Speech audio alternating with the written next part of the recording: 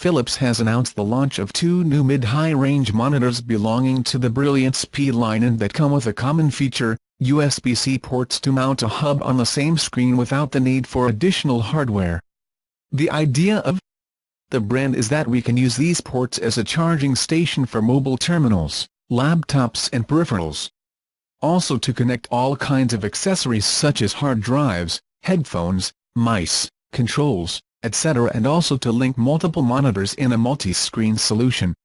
The first model presented is the 349p7 FUBEB, 34 inches in ultra-panoramatic curved format, with a 21:9 aspect ratio and a WQHD resolution of 3440 x 1440 pixels.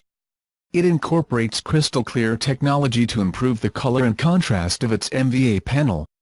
It also supports Philips MultiView technology to simultaneously view various content sources with the PiP Picture in Picture and PbP Picture-by-Picture option.